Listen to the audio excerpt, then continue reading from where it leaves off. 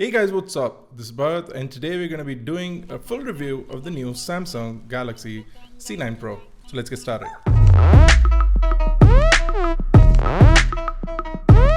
The C9 Pro is Samsung's response to the popularity gained by the OnePlus 3 and the OnePlus 3T. However, the Samsung C9 Pro will be put into online as well as offline markets, targeting a larger and wider audience. That being said, OnePlus 3 and OnePlus 3T are not like the Samsung C9 Pro in any way. Whereas on one hand, the OnePlus 3 is supposed to be a flagship killer, giving you flagship specifications for a budget price, the C9 Pro is supposedly a OnePlus 3 killer, giving you lower end specifications for a higher price. That does not seem sensible to me at all. Let's talk about build quality. The phone is made out of a single aluminum unibody shell. It looks pretty good. It's extremely sleek. And it does have new design accents, so new design antenna lines at the back, along with new color fillings, including the camera bezel and just the way the phone feels in the hand with a softer finish with rounded edges. Extremely slim and sort of slippery. For those with tiny fingers will have issues holding this phone in their hand. It is a 6-inch full HD display, but it is a Super AMOLED display, so you get really good colors, including low and deep levels of black, good viewing angles, as well as good clarity indoors as well as outdoors.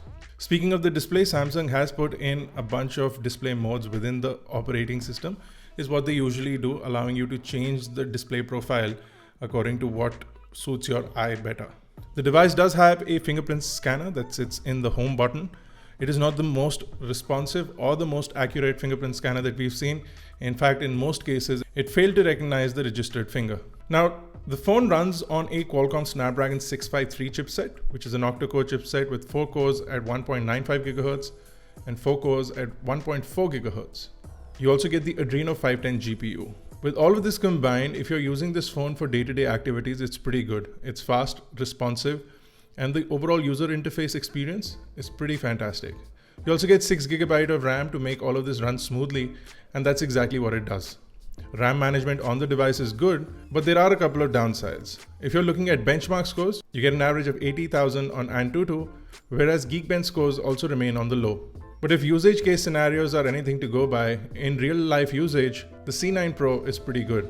The gaming experience is also pretty top notch, giving you good quality feedback from the gaming experience with quick and fast response times and little or no lag in the gaming overall. The speaker location is on the right when you're holding the device in landscape, or at the bottom when you're holding the device in portrait. It is a singular speaker and it is not the loudest speaker that we've seen, and it's not the best sounding speaker either.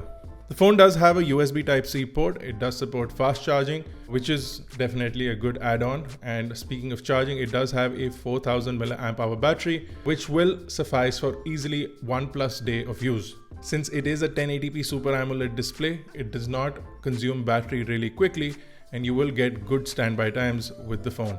On an average, we found that the battery would last 1+ days, and that is ideally what you can expect. The phone does have 2 SIM card slots, which are independent of any hybrid system going on, and it does have an independent micro SD card slot which will accept up to 256 GB micro SD cards. Now, Samsung does make a micro SD card which is 256 GB. We've reviewed it. It works really well with the phone.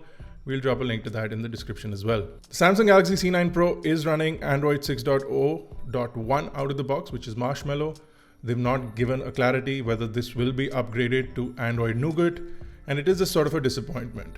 We're on the verge of Google announcing or working towards the next variant of Android, and with that, Samsung is nowhere close to Android 7, forget 7.1. The phone does have 64 GB of onboard storage, which is great for downloading large files.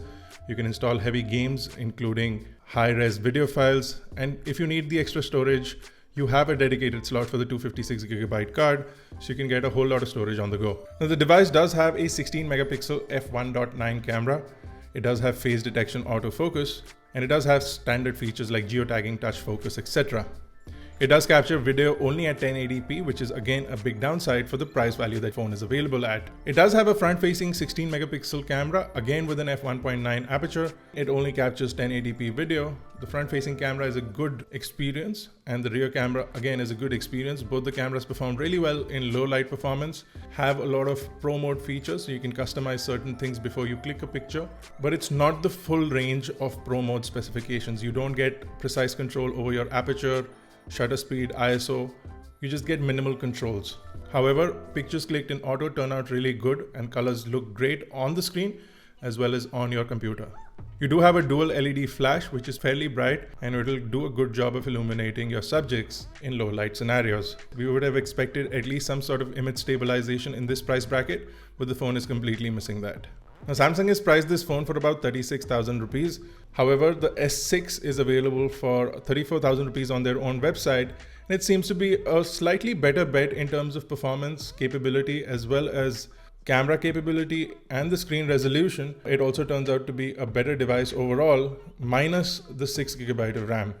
The only real thing going for this phone is the large 6-inch display for those who are looking for it, and the 6GB of RAM for those who are convinced that more RAM means better performance from the Android device.